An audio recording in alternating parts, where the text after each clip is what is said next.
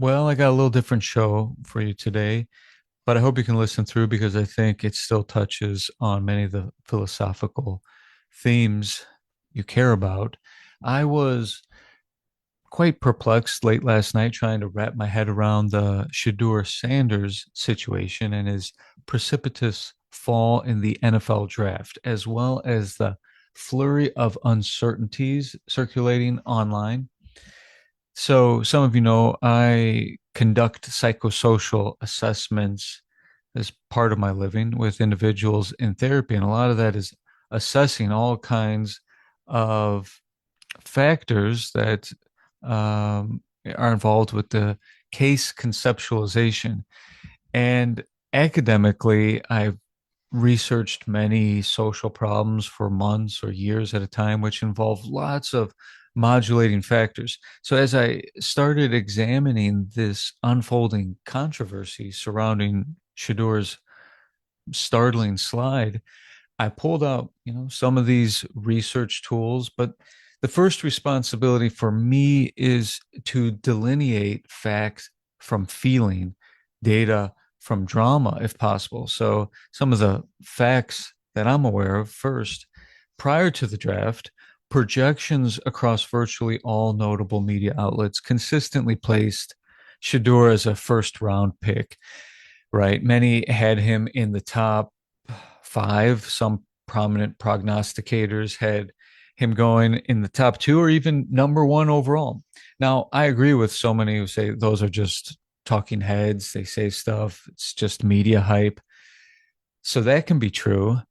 And it also can be true that, many of the commentators also have expertise or inside knowledge as former players, coaches, scouts, executives, and so on. And others who don't have that background are also forming their opinions based on what they hear when they interview the personnel involved. But of course, the actual decision makers are going to keep their cards close to their chest. So there's a margin for error. So let's set that aside because more significantly than the media mock drafts would be the sports books. Now, this is another fact. The Vegas betting odds heading into the draft. Vegas is not known for sentimentality, and their bottom line is not viewership, but setting the line as close to reality as possible to then ensure it tilts towards profit. And odds makers placed Shedeur Sanders at minus 600 to be drafted in the first round. That's a solid statistical indicator of expectation. In gambling terms, that's not a hunch. It's a heavily favored outcome, which is all shaped by insider information and expert consensus. So when folks say he didn't interview well, or he really isn't that good of a player, he wasn't really evaluated that well by the actual scouts, or he wasn't good enough to overcome the intangibles that teams don't like, whatever that is that we can look at. But Vegas already weighs all that. The casinos know that stuff or would know that stuff. All that is already baked into the odds, unless something totally new and outrageous happened just between Thursday and Friday, which we have no knowledge of. So it couldn't be that disqualifying. So then the sharp divergence between the statistical forecast and the draft night reality does beg some tough questions. Now let's look at precedent and probability. Well, you can find clips of his dad, Deion Sanders, talking about alluding to not going to certain teams that might aspire to draft him. And so, could that hubris have played a part in all this in the drop in draft stock?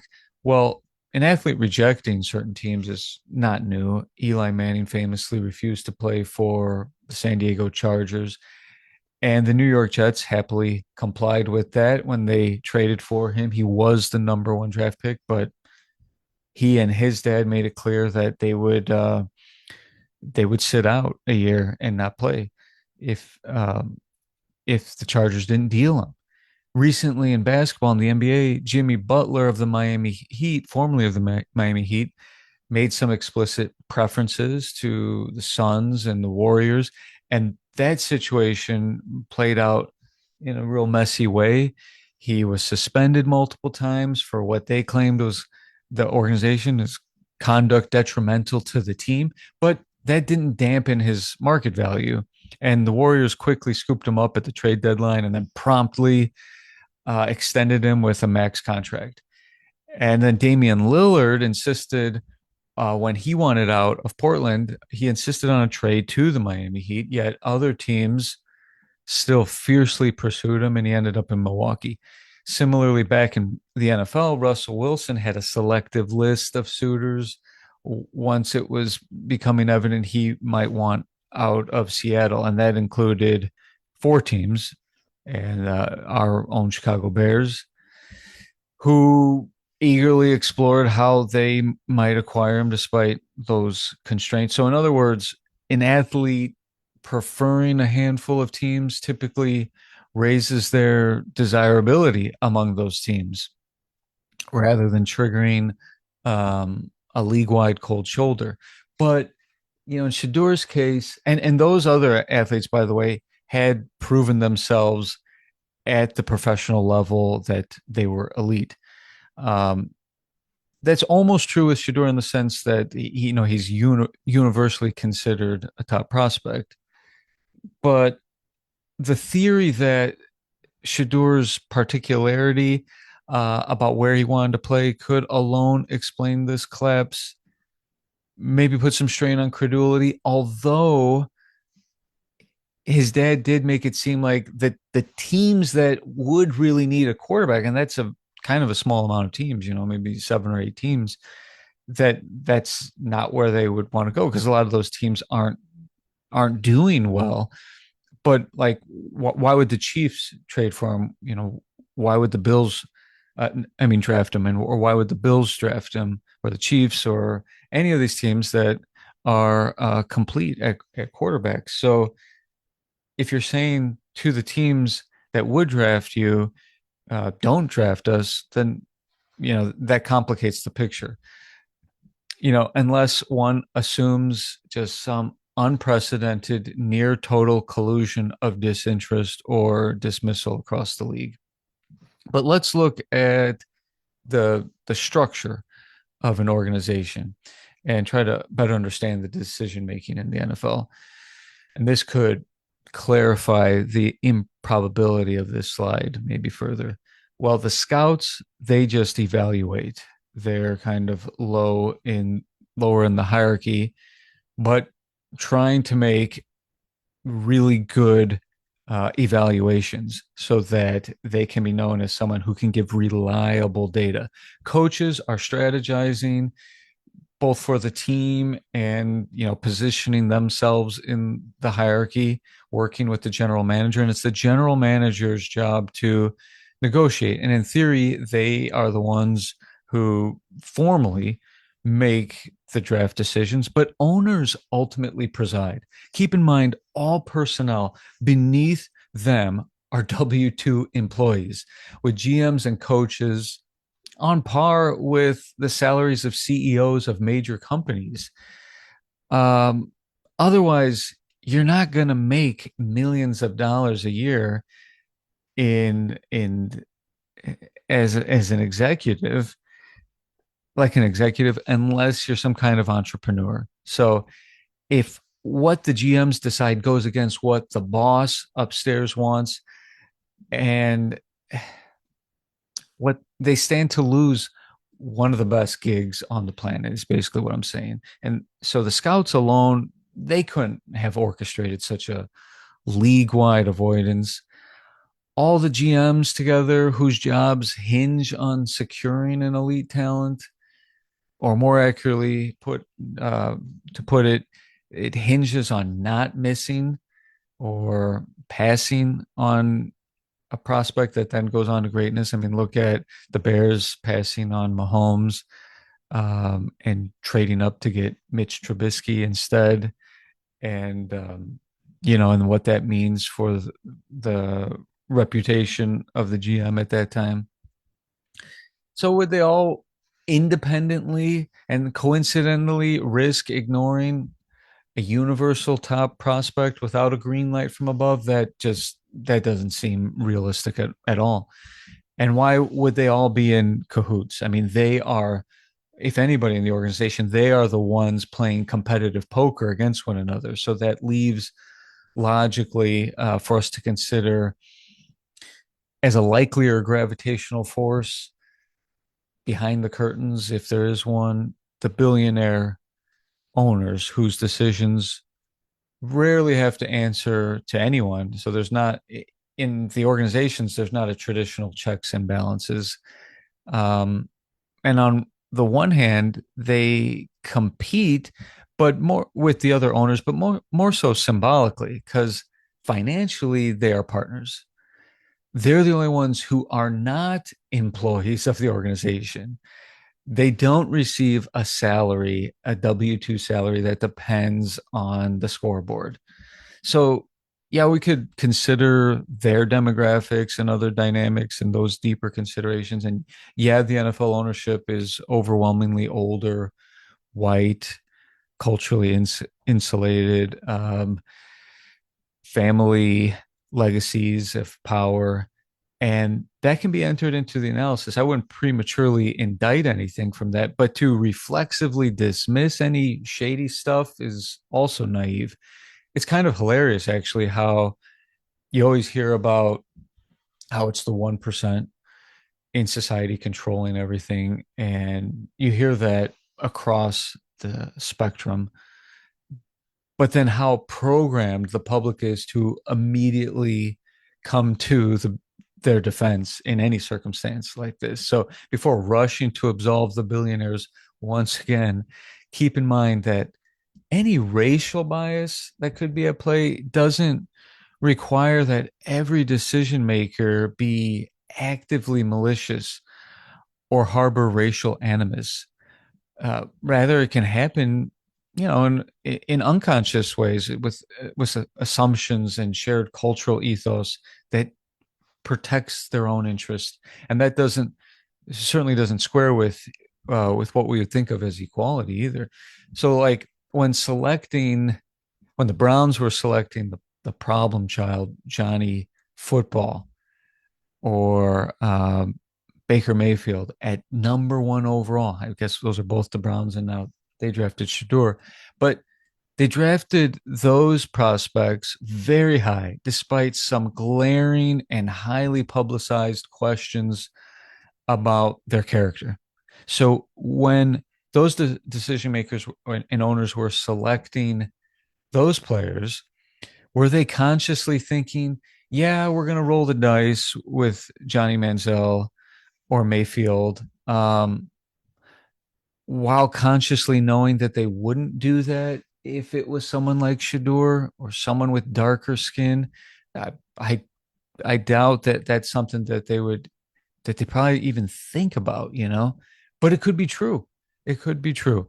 And when we hear, I mean, I don't remember hearing those sort of claims about those players that they weren't mature enough in their interviews.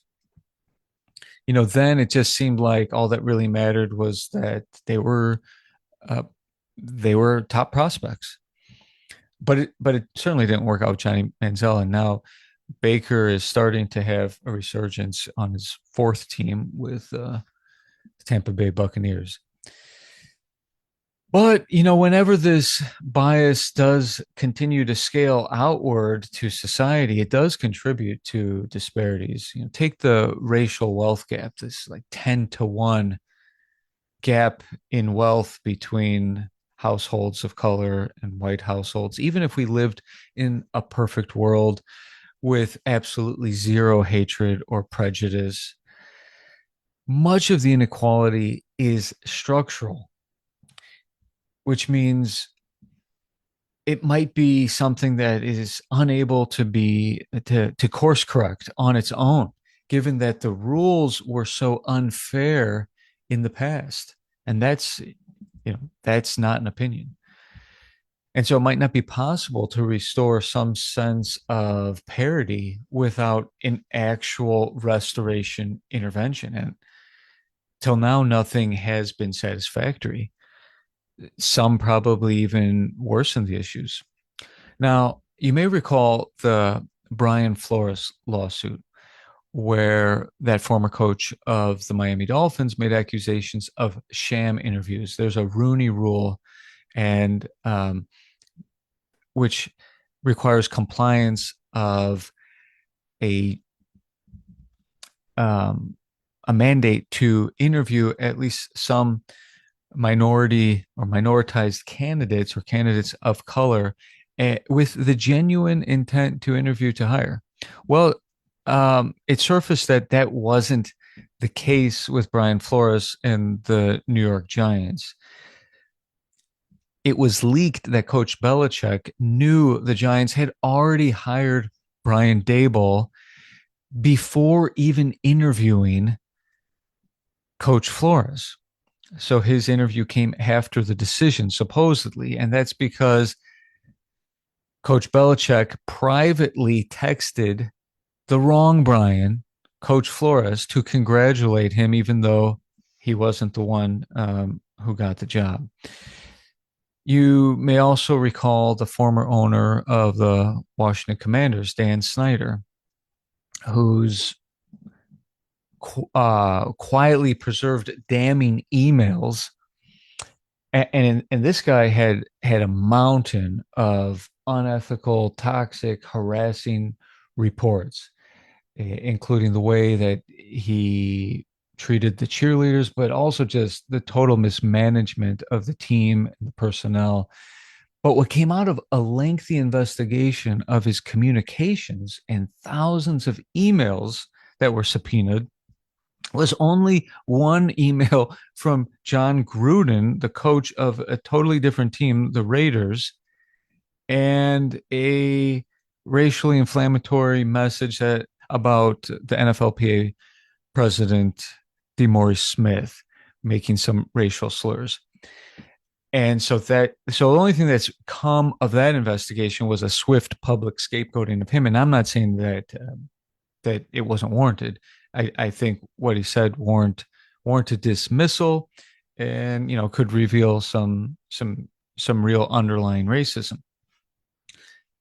But what I'm getting at is with cancel culture, oftentimes what you say is receives much more serious backlash than what is done, because in when you juxtapose these two situations, sending an email was met with more fury than the owners of the Giants actually practicing or exercising hiring discrimination that may even be criminal. So let's get over to the personality concerns and see if there's any double standards there. Some arguments have tried to reduce Shedeur's slip to his personality and reports of arrogance in interviews, the decision to forego hiring an agent, which brought a lot of attention for Lamar Jackson when he was trying to negotiate his next deal. So is this a sense of entitlement? Maybe there's a grain of truth there, but even if these critiques carry some weight, they still feel kind of peripheral to something bigger. And in terms of teams not wanting the headache, what headache? I mean, we're talking about an immediate injection of marketing juice. Now, the Cleveland Browns are must watch TV if he plays.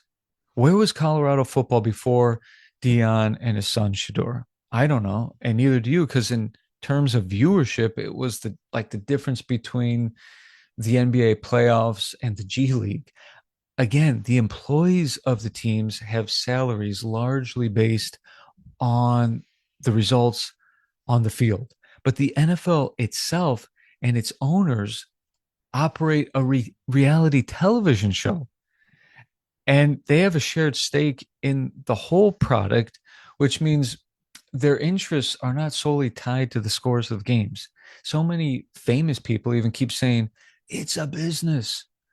Would you want a cocky or self centered candidate to be the face of your billion-dollar company? No, but even if the personality stuff were true, yes, it's a business. And that business, again, is the show business, selling ads at a premium predicated on a television product that can command viewership dominance. Anyways, Robert Kraft said that the owner of the Patriots said that Tom Brady told him on day one something like, I'm the best decision the Patriots or you ever made. And of course, in hindsight, that adds to his legend and, sounds badass.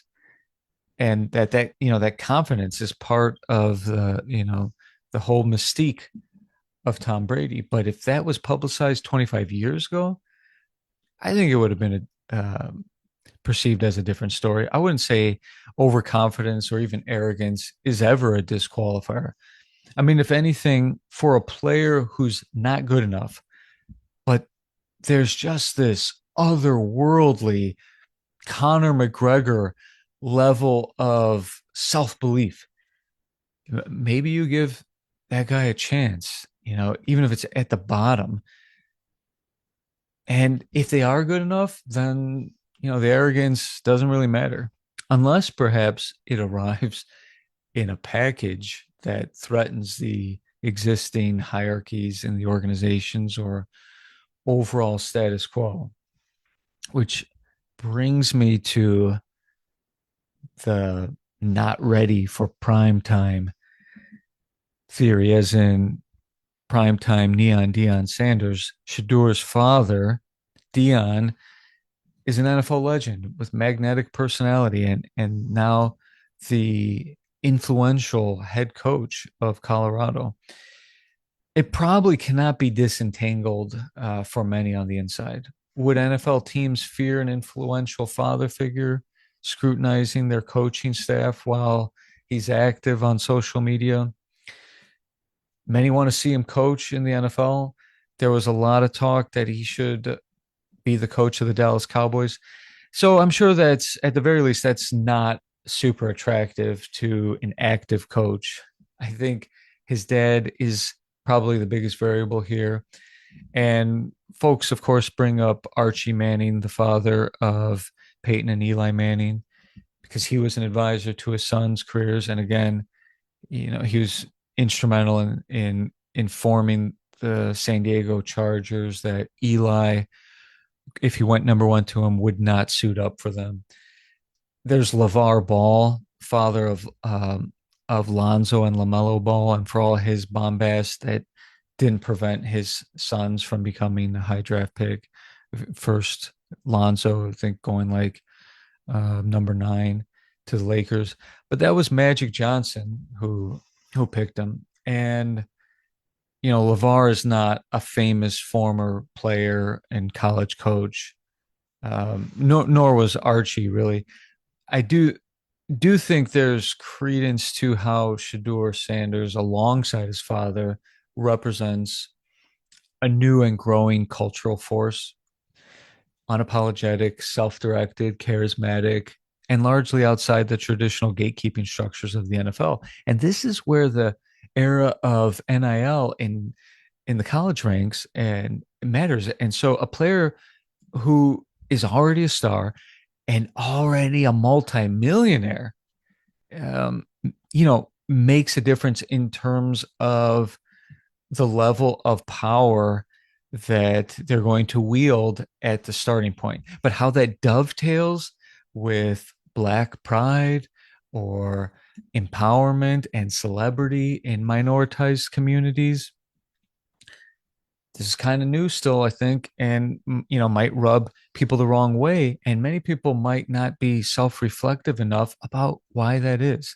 This is just an opportunity, I think, to have more dialogue, to talk about it in a rational way. I think Joe Burrow had his own version of this flamboyance and didn't really seem to threaten uh, the system, but maybe because he won the Natty and then made it to the Super Bowl.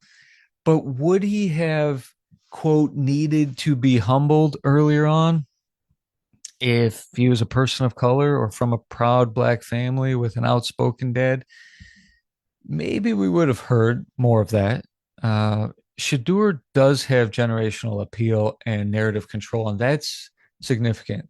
The NFL, more so than like the NBA, is a sport which has limited player power and agency. But part of that is because there's a 53 man roster versus a 12-person roster in the NBA, and a starting five, and even within that five, only one or two seem to truly move the needle. But that's all shifting with all the rules in the NFL that favor the offense and the quarterback. So now star quarterbacks will continue to command more influence, like a LeBron.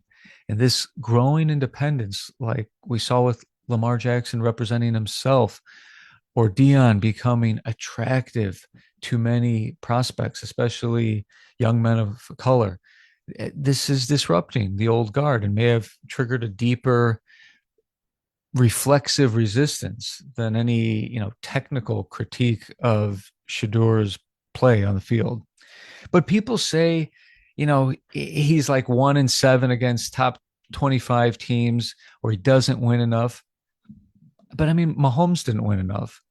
And, as of now, only Travis Hunter is the only other NFL player he played with at Colorado. So, look at how little success Caleb Williams had in college at a powerhouse school, USC, with $100 million star coach in Lincoln Riley. So there's so much that's weird about his story here.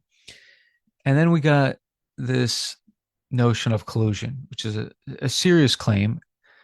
A sobering comparison would be the Colin Kaepernick parallel that looms over, or when an athlete's existence becomes politically or culturally inconvenient enough for coordinated avoidance to supersede their stats. Crucially, though, Cap was not a superstar at the time of his blacklisting, yet his capacity to play was objectively better than many second or third string quarterbacks employed after his ouster. I think that's indisputable. But here, Shedeur, unlike Cap, sought no national protest or no political disruption, although he got, pretty powerful endorsement on Truth Social from the president. So yet the machinery of any marginalization associated with someone's identity may operate more subtly in this case because it's cloaked in plausible deniability. Every GM can say in this matter, no, why would I collude with my competitor GMs? And each team can make some case about why they didn't need to draft Shedeur when at each turn, whether it's the Steelers holding out for Aaron Rodgers or whatever. I don't know how the Cleveland Browns explain taking him as their second quarterback in this draft. After somebody 2 rounds earlier who is much worse than Shedeur by all metrics, but you get the point. And now that he has been drafted, I mean, that even raises more questions because I think there was real concern that he wasn't going to get drafted at all. So if there was a collusion, did something change? Did the backlash become too much? Because one thing I think we would probably agree on that rich people do not like is more scrutiny, more oversight of what they're doing, and I'm sure they would not welcome um, any additional oversight by any ethics committee, and in any sector of society. So did that post change something? or is it just a message that, look, you've fallen to the fifth round,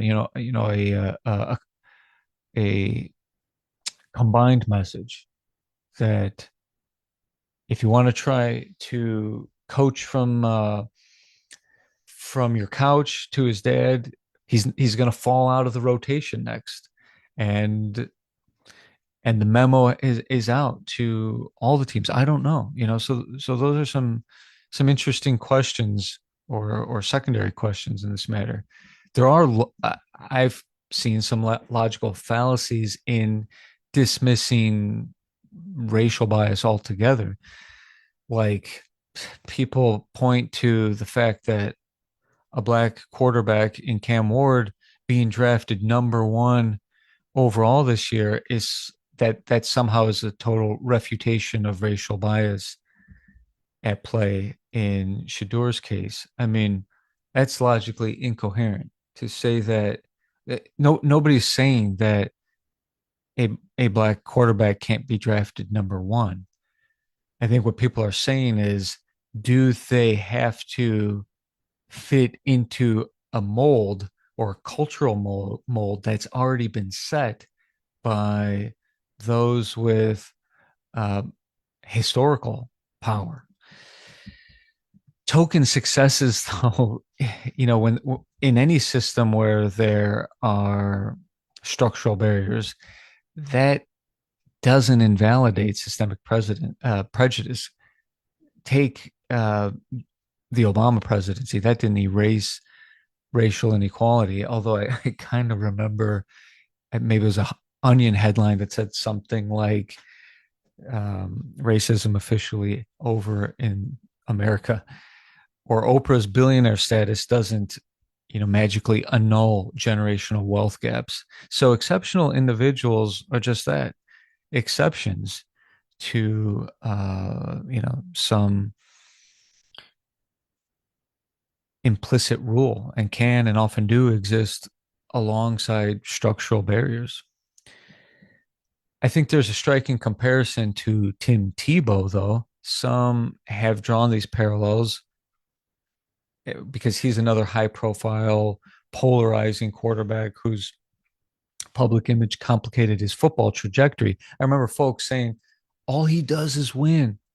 So why is he not getting another chance? It's got to be about something else, like his praying in on the field, or uh, talking about God in public, or putting God first. But again, Tebow was in fact a first round pick, despite glaring technical limitations and arm accuracy. His eventual sidelining came after clear on field struggles, not preemptive blacklisting. And people have brought up how Tom Brady was drafted really late, sixth round or maybe seventh round. Tony Romo was undrafted. Kurt Warner had to come from Canada or Canadian Football League, or from bagging groceries and not being in any league, to all the way to Hall of Famer status. But none of those Hall of Famers, I don't know if Romo's a Hall of Famer, but none of those quarterbacks with illustrious careers were top prospects at the time. So it's different. Some final reflections, though, before I wrap this up. I think the Shedeur slide is multifaceted, and it's a phenomenon that will be talked about for a while, but probably will never be resolved. It also reflects deeper currents, the NFL culture, the sensitivities of entrenched power structures, not only in this organization, but in others, and the subtle but persistent specter of racial dynamics in American sports and our institutions in general. And it sucks that we have to have, I mean, that it keeps coming up, but I think we have to have the conversation. And if we can just sit down, take a breath, and talk about it, and have a dialogue and hear people out, maybe we can understand each other better.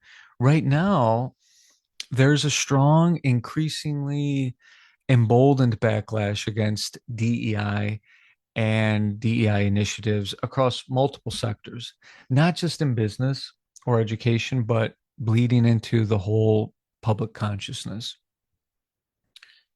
The narrative weapon used by opponents of DEI is often that merit should reign supreme. And yet, here with Shedeur, even objective merit, in this case, the talent, the 4,000 yards, the top accuracy, the Big 12 Player of the Year, and the projection, and the Vegas odds, it seems um, like it was all insufficient to guarantee a good opportunity. This tension between the ideal of meritocracy and the reality of systemic gatekeeping. I mean, we know how Hollywood works, right? You think it's a coincidence that famous actors just happen to have kids who become famous actors? Why doesn't that happen more in sports, right? Because for the most part, you got to prove it in sports through measurable objectives. And when it does look like nepotism, like the nepotism shade thrown at the Lakers and LeBron, good Lord, for drafting Bronny. I mean, it's like, hello, wait till these people see or find out who knows who in the movies and TV shows they love. But why does that not warrant uh, more outcry? So I personally know how the music industry works. And newsflash here, pop star kids and Grammy Award winners who are teenagers, they're not actually the most gifted musicians on the planet. It takes time, it takes years, sometimes decades to master the art of music making, instrumentalism, songwriting, and so on. It's all inside deals and resources and the allocation of those resources. And kids are easier to manage. It's also why we don't see as many rock bands. They're harder to manage. Remember the 90s? Remember the 70s to the 90s? I mean, so this stuff is exactly the contradiction DEI was designed to confront.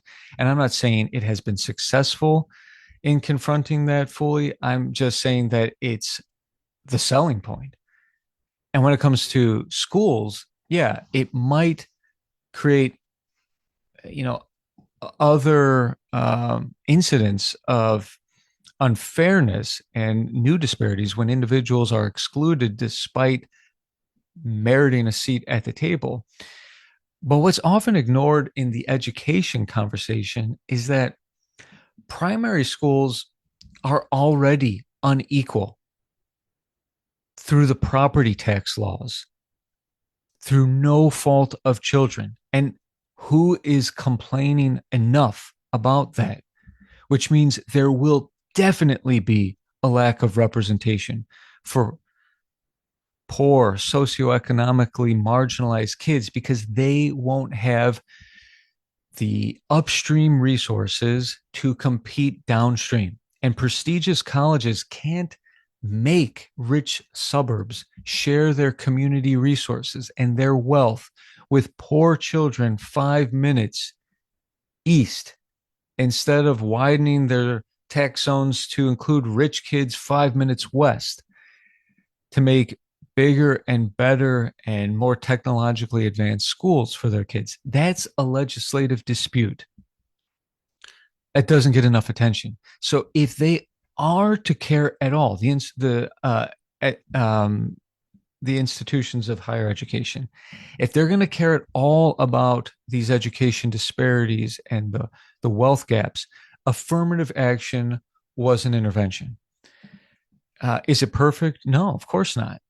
But it can't be perfect because of the reasons I outlined. I do believe some people, maybe it's a minority of educators in these otherwise powerful institutions with certainly, um, other motives as well. Some of these educators do have their heart in the right place, and that's worth acknowledging. So, of course, this is an inflection point within the broader cultural watershed moment, and there will be scrutiny in all sectors, I believe. And Shedeur's situation may prove to be archetypal, as we'll probably see more claims in more industries that old powers are reasserting themselves, often subtly, but sometimes quite blatantly, against perceived disruptions to their long-standing hegemony. So we'll see what else transpires over the coming days, but honest inquiry takes some patience and vigilance to notice patterns, to test the anomalies, and to resist the seduction of simpler or sensational explanations. But let's keep following where the facts lead. It's also worth remembering that perhaps there is no single answer to why this happened.